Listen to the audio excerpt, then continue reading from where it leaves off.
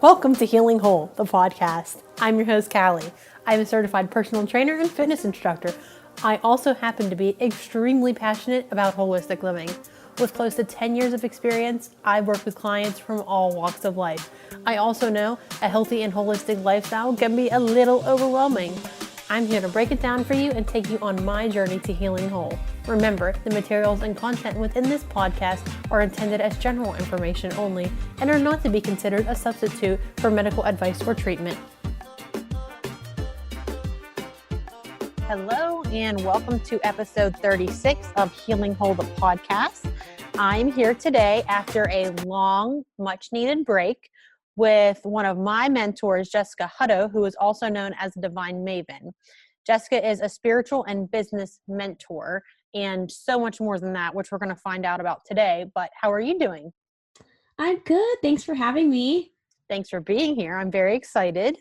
So the first question I always ask is, how did you get into this holistic way of living? So you can go as deep as you want or whatever you feel called to.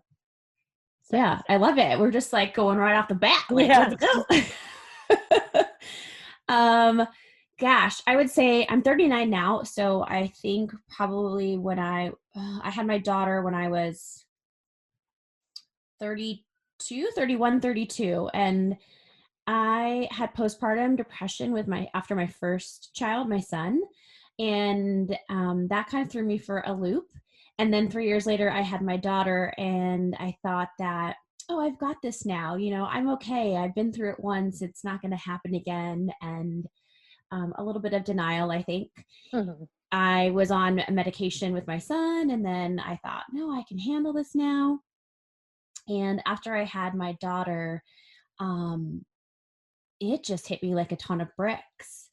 And I also got sick. I had an intestinal disease, like on top of after having her. So she was just a little newborn, 6 weeks. And I remember I was so sick in bed and couldn't get out. So it was just really compounded.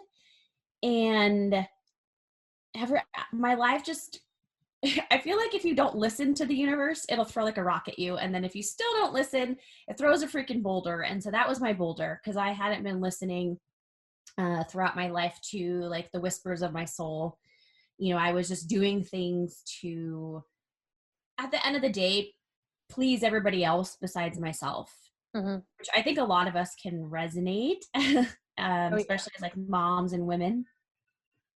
And even so like I was in a job that I just did because I thought that was the safe job. That's the job that my parents would be proud of. That's it's got benefits. It's got all those things. And I hated it. And I bought the house and had the kids and like did all the things that are supposed to make you happy. And not that I wasn't, but it was just, there was a lot of emptiness. I didn't know who I was. And so I think that moment, like that depression was like my wake up call, that you like can't continue living your life like this. So that led me to, I was just so down and out. I tried therapy. I had a psychiatrist. I had my team, but I was still searching for more, like something that resonated with me. And spirituality and like the holistic way of living kind of found me. My friend introduced me to, she had me go on a women's circle. She's like, come go to this women's circle. And I'm like, what the hell's that? And I had always been into like oracle cards and astrology and all that kind of thing, but just kind of pushed it to the side. And anyway, I went to this women's circle, and there was a medium there named Paula. I still remember her. And she pulled oracle cards and just was like this beautiful gathering. And I was like, wow, that was like my little spark of light and like a lot of darkness. Mm-hmm. And so that whole experience just led me to continue following that. Okay, this is like this little spark of light. What else can bring me another tiny spark of light in this journey? And so like we're talking years and years, because that was like 7 years ago, slowly brought me more and more to this work. In addition to all the other stuff, right? Like I'm all about therapy, all about all those other modalities, but then also adding this, spiritual component and more like you said, like holistic and wellness and like the entire mind, body, spirit. Yeah.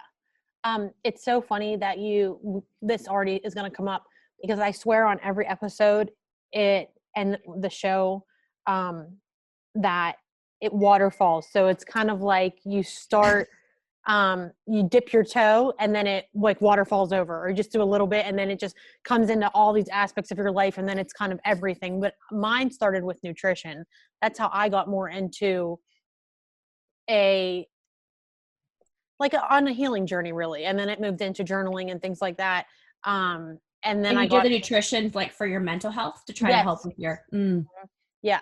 So I started to do paleo for a lot of health reasons, but a lot of it had to do with my mental health. And then I found keto, which we don't have to talk about this too much, but keto helped me a lot with my mental health. It's the best I ever felt when I was on a strict keto diet, because the fat is so good for your brain. But yeah, I was doing nutrition not because I wanted my body to look a certain way, but because I wanted it to feel better and my mind to feel better. So, but it waterfalled over into there. And then I got really into like the milk, that I see the cow and I know the cow's name, and the chicken that I'm eating and I know his name too, and make sure it's all humanely raised and all that. But, and then and all the other things came along. So, yeah. But so you said about the universe, and I have two questions. What is the universe to you? And also, did you always have a connection with it, or did it come like after this woman's circle? Yeah. Oh, these are good questions. No, I was always I would like wake my mom up in the middle of the night when I was like 8 years old, and I would say like, what happens after we die? And she's like, you're 8, like go to bed. But those were literally things that like kept me up at night. And I remember growing up, I would read those books about near-death experiences and heaven and what happens after that. I was raised, my mom is Catholic and my dad was raised Muslim, but now he's agnostic. So my parents raised me to find my own religion. So I wasn't allowed to go to church, really. I mean, I would identify as Catholic, but my dad didn't want me to not be brainwashed, but he wanted me to figure out on our own, like what identified with us, which is cool. But like as a child, it would have been nice to have some like foundation. Yeah. But so what I did, I wondered a lot. And so I think that connection has always been there, and that side of me that is kind of into that spiritual and like self-help and everything. But I put it away after college because it was like wasn't cool and people weren't really into that. And they didn't really want to talk about the meaning of life. They wanted a party. And so I put it away for a while. So yeah, it's always been I think a part of me. And so when it was like, okay, what are you here for? What's your purpose? Or what are you into? Looking back on the things that I was into when I was younger, and going back to that is realizing that I had always really been into it. What is a universe to me? Gosh, this is so interesting because I feel like for some people, it's like triggering for some people both ways. Like when you say God, that can have a connotation to it, right? Where some people that's like negative or makes them feel shame or whatever. And then for the universe, sometimes I would say universe. And I remember my family friend was like offended that I would use that word. So it's interesting how those words can not like offend, but like they can just affect people differently. Yeah. So I feel like universe, divine, God, higher power is this culmination of like this one big energy, and the highest frequency of energy, like a vibration of love. And it is what we are all made of, and it is all around us, and it's within us. And so it's just kind of that all encompassing energy, consciousness, what have you, that created life and is within us and is always present and will always be around. And like sometimes when I talk about this, I just get like mind blown about like blows me away to even conceptualize it or talk about it, because I feel like it's not even something that we can put into words sometimes. I agree. I Yeah. agree with that. And I feel the same way. I will interchange God and the universe and divine and source, and Oh yeah, source. That's a not good to one. offend anyone or to activate anyone. I believe that it's the good in us all and the love in us all. And the more that we can put out the good and the love, the more the healing can happen. Yeah, and that good is like what we really are at our core, right? Yes, that's what I believe. Yeah. I always guess whatever word resonates with you is like, yeah. whatever word's going to feel good for you and make you feel that connection, then use it, is what I say. Yeah. This is a little off topic, but I always had a hard time, I don't know if you feel this way, believing that people are inherently bad people. Like, I'm sure there are, but I always, even the bad people, I don't want to say people, like, I even have a hard time saying the bad people. The people that were in my life that maybe weren't so healthy for me, I still saw the good in them. I know deep down somewhere there's goodness, but I maybe don't want to accept the love from the universe or the guidance or whatever it is. But I always had a difficult time believing that people were bad. Even at 30 years old, I'm like, no, everybody, sometimes it's not always rainbows and sunshine, but Sure. I mean, I like to see the good more than the bad. So Absolutely. Yeah. Sometimes, well, a lot of times I think, and maybe it's to my detriment, when I see people that have hurt me or just in the world that maybe have done things that were unkind, I just think of like, who were they when they were a child and what kind of love didn't they get, and just seeing it from a different side, because I really believe that at the end of the day that they are good and they come from good, and we just got lost along the way, or separated from love or that connection. Yeah, I agree with that. So if you don't want to talk about this, we don't have to. But you were talking about when you were younger, how you thought about like life after here, and all that. I know that I think that you do intuitive card pulls. Yeah. But you were studying to be a medium. Yes. Do you want to talk about that at all or not really? Yeah, totally. Okay. But you took a break. Yeah, I did. Why? Why? Because, I think that's why I got into it, was like wanting to have that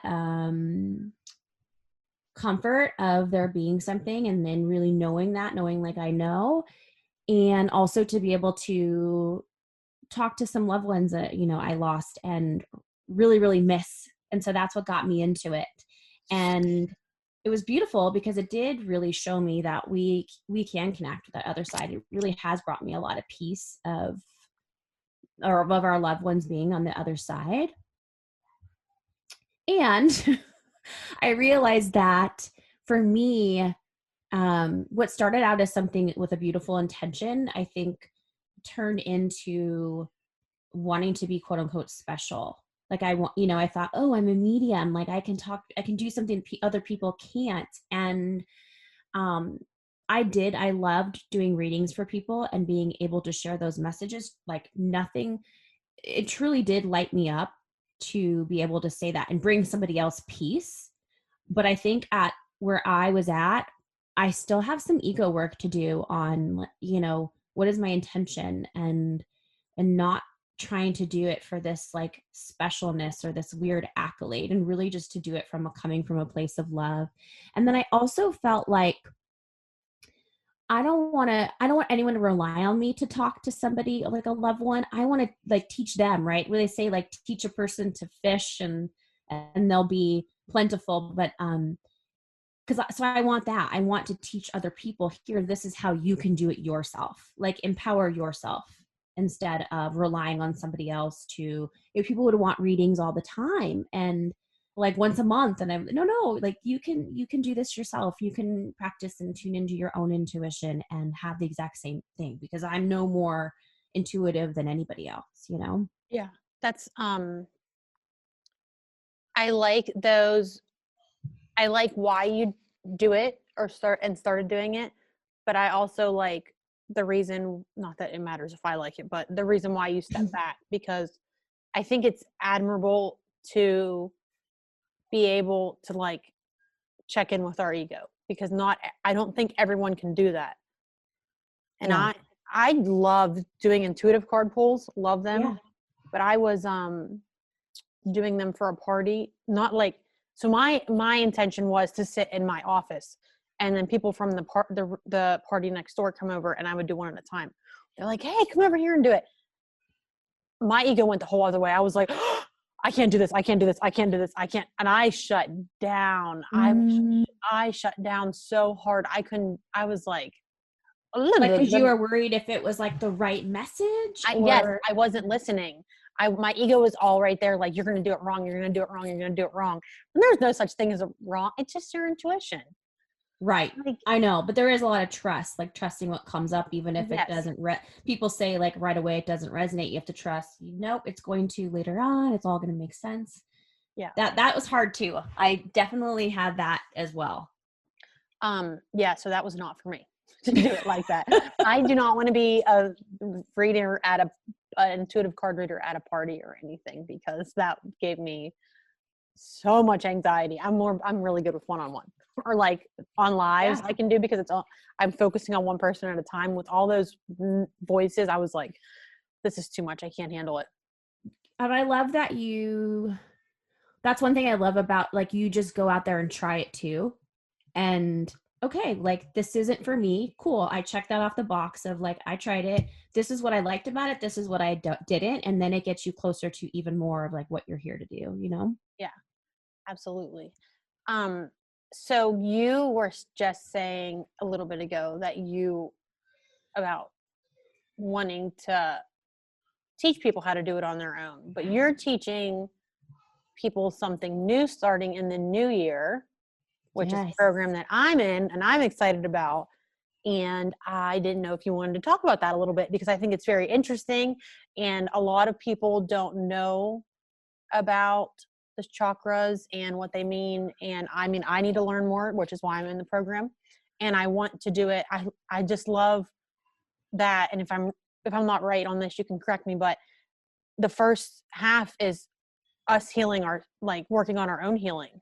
Yeah. And then your own chakra balancing. Yes. And then the second half is us being able to work with others on it. And I think that's beautiful, because I would not be where I am today as I still get insecure using this word, but as a healer, or as a holistic health coach, whatever, if I hadn't done my own healing first. Oh yeah. 100%. Thank you actually I'm glad that you're excited about it. It's like definitely a culmination of like so much things that I've learned and embodied along the way. Like you said, I think it's so important for me. Like, that's how I've learned the best, is taking something, but like implementing it, integrating it, embodying it. And then that's when I feel confident to teach.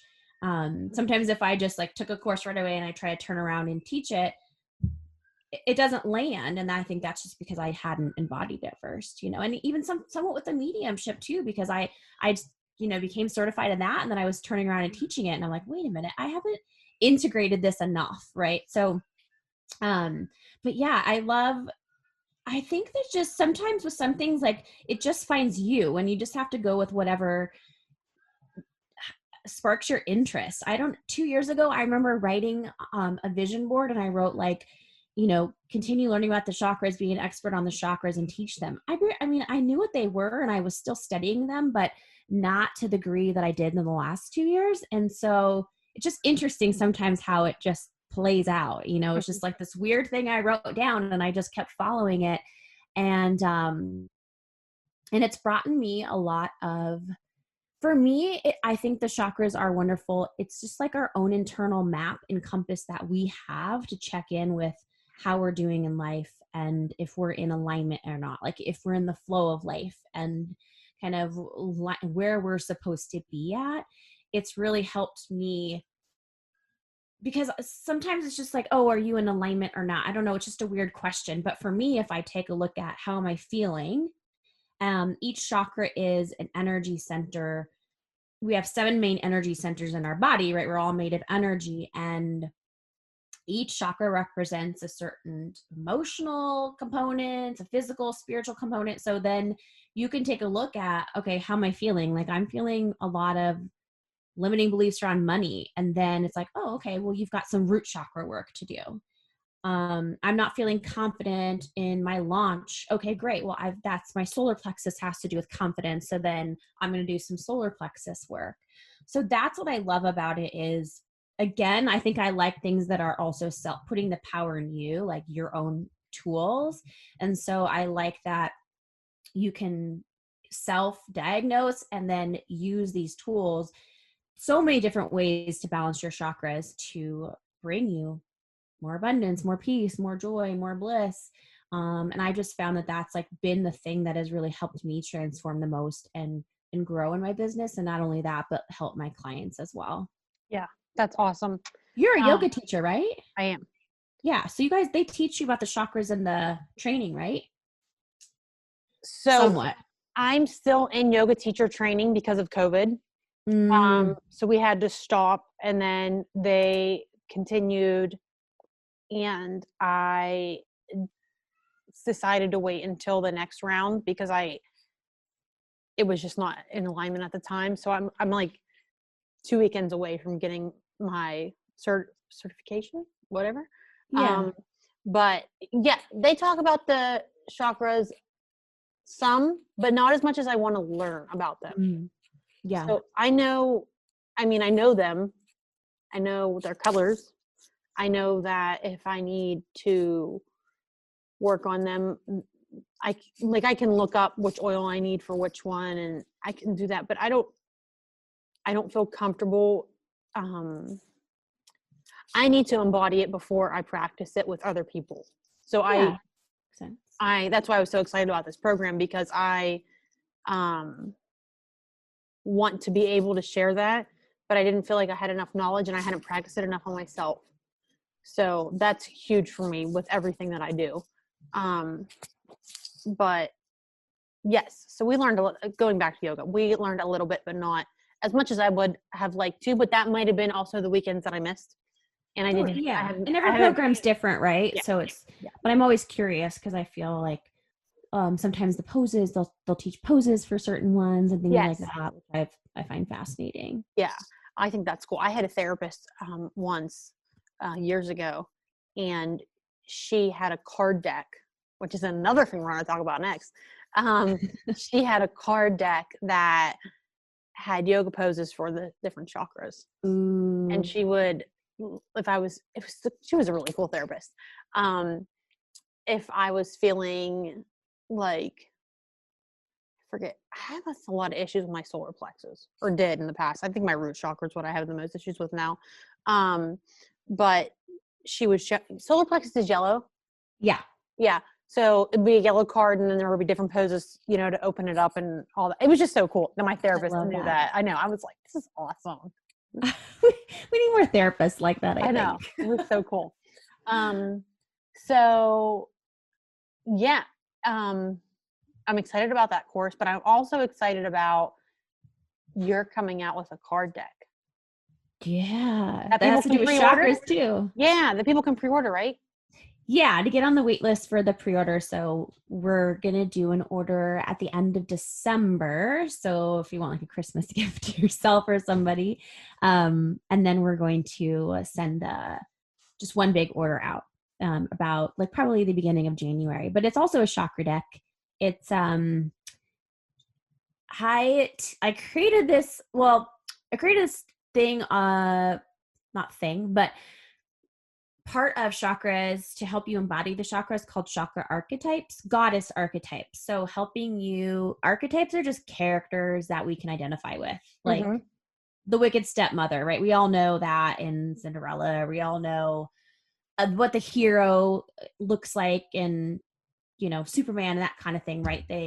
we can identify with a hero's journey. And so an archetype's just a character that we can identify with to help us work on embodying like the essence of each chakra, like the positive parts of it. So like for solar plexus, that's one of the one I always have to work on a lot too, Kelly. So it's not surprising that we found each other, but and that archetype's the warrior archetype. So like having you think and embody like, how does a warrior show up? And even when, do you do soul flow? One of our mentors, Andy, teaches a method called the soul flow, which is dancing and like movement to embody. So I'll even have my clients in retreats like dance along and imagine that they're like, what would it be like to be this warrior, just showing up and dancing and being fierce? And so that's in the deck. But then it also has other words of wisdom and encouragement to whatever you need. Like it's going to tell you what divine is wanting you to work on at the moment, which chakra. Because sometimes we don't even know, and or we may be confused. So I think it's just another way to help you connect with your intuition, especially if you're learning how to connect. It's just a nice way to use as a tool. Like, okay, I feel like maybe my throat chakra needs some work. And then you pull a card and it was the throat chakra also. I'd be like, oh yeah, my intuition was right. So I love using oracle cards for that, just as another tool to help us connect and communicate with divine and also communicate with ourselves too. Yeah, I like that. And the archetypes are they people you know? Yeah, they're all I thought so, but I didn't want to just assume, but I was pretty sure I was right about that.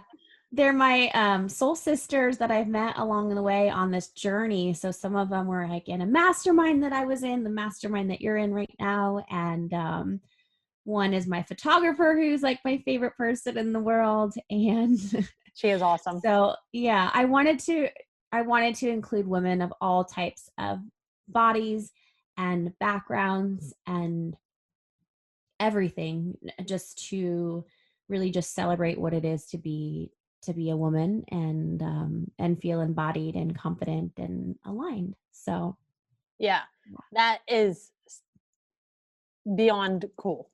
I you shared the other day I forget what it's called, the like video clip of the card. Oh yeah. And then you can screenshot and get it. I can't remember what mine was. The GIF thing, the GIF. Yeah. I just remember staring at all of them and I was like, these are so cool. And I was like, I know that person. I know that person. I know that person. I was so excited.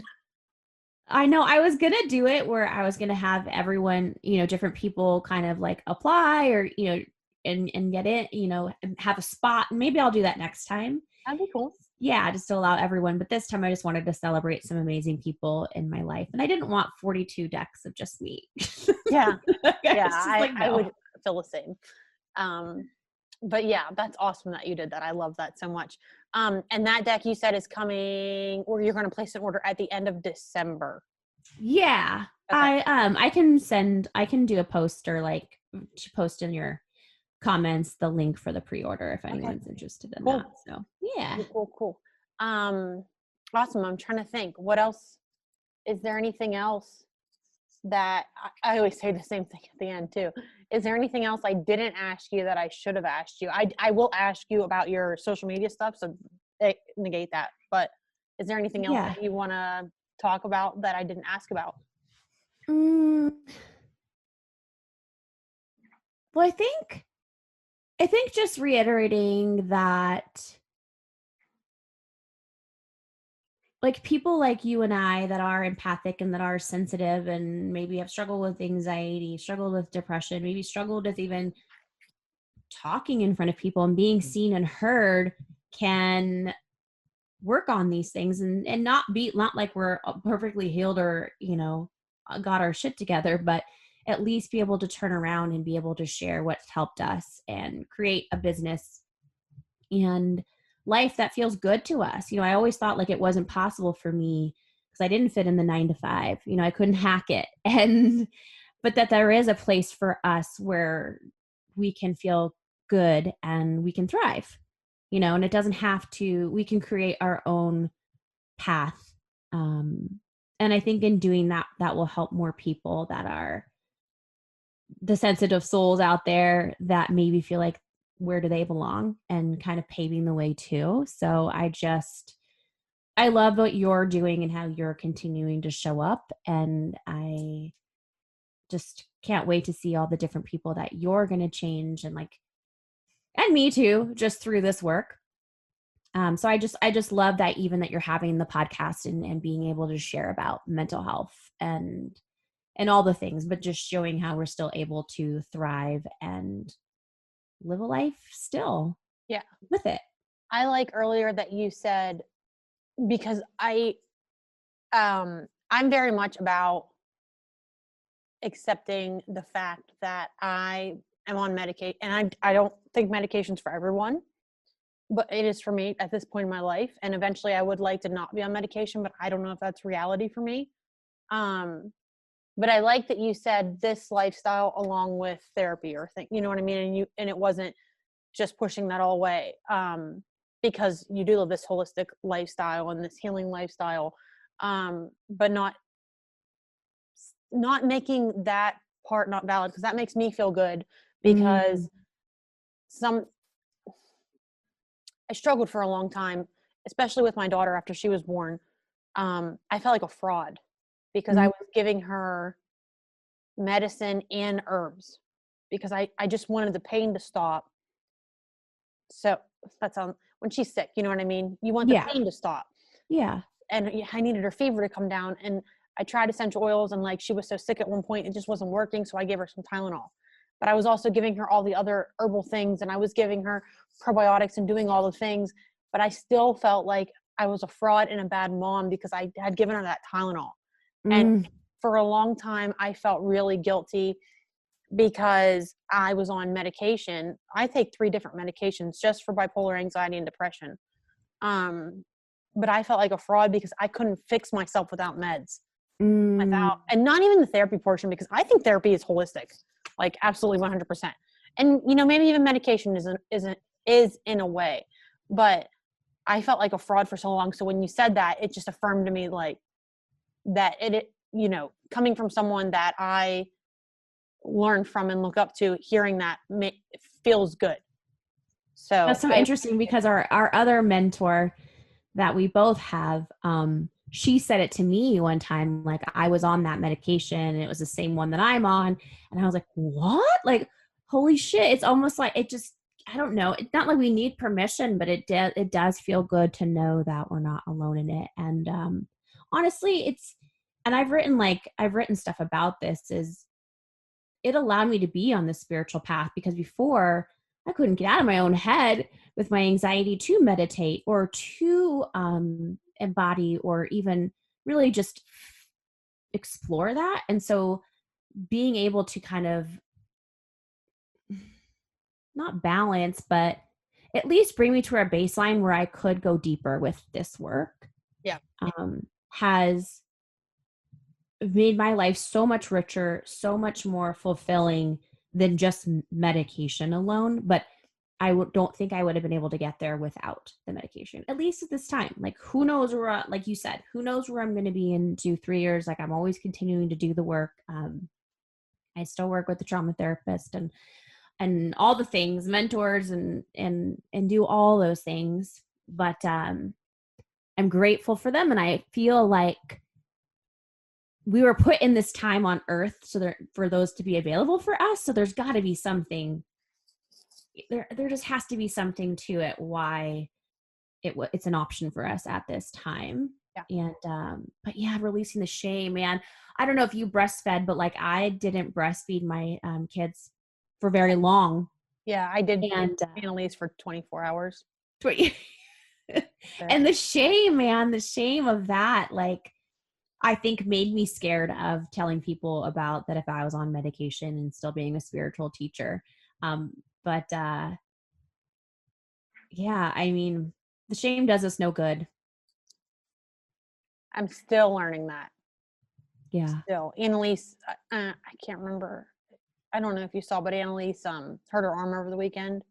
Yes. And was in a splint. And she's actually, if you saw me looking down at my phone, I normally never do that and wasn't trying to be rude. My mother is messaging me from the doctor. So I was like, Oh, wasn't sure if they needed my approval for something. So that's why I was like, yeah. I gotta look. But she hurt her arm. She was holding my hand and threw herself down on the ground because she was throwing a fit. Oh no. And her arm popped. And I was like, immediately was like, oh my God, I just broke my child's arm. And all that shame came in. I was like, and then, everybody told Callie, it's not your fault. It's not your fault. You didn't do anything wrong. And then we went to the emergency room, and immediately the first thing I asked, this is getting off topic, but just talking about shame. No, yeah. I was like, are you going to call CYS? That is the first thing I thought, because I have so much, and that's probably a chakra that I need to work on, but shame around so many things, and being a mother is one of them. I never feel like an adequate mother. I never feel good enough. And that fear in the back of my mind, because I am a single mother, that she's going to get taken away from me. And they were like, no, this happens all the time. And I was like, oh, okay. And I could breathe finally, but I was a mess. But that shame, with a lot of my shame has to do with being a mom, like with the medication and things like that. But then also with me taking medication, I've kind of gotten over that shame around my own medicine in my journey. But the whole mom guilt, I haven't mastered that yet.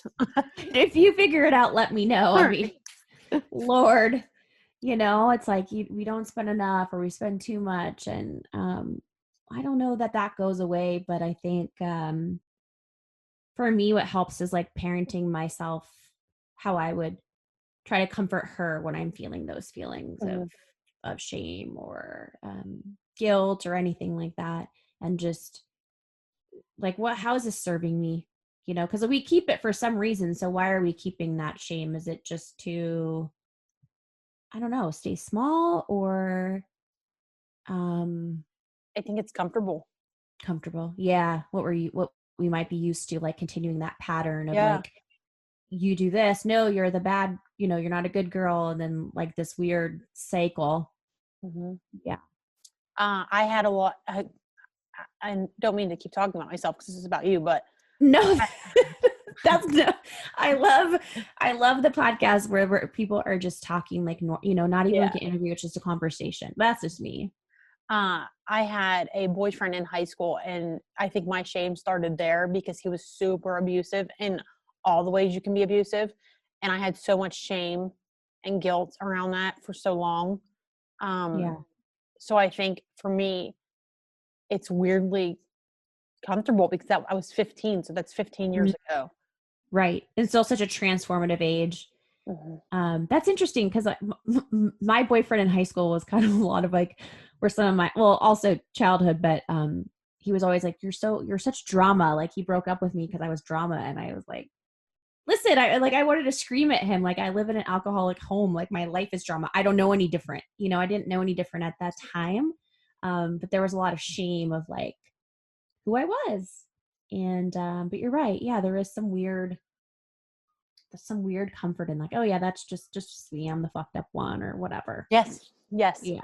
Yes. And it's not true. We're not broken. There's nothing to fix. And our kids are going to go to therapy no matter what, no matter how healthy and healed we are, they're going to find something. Yeah, I am okay with that.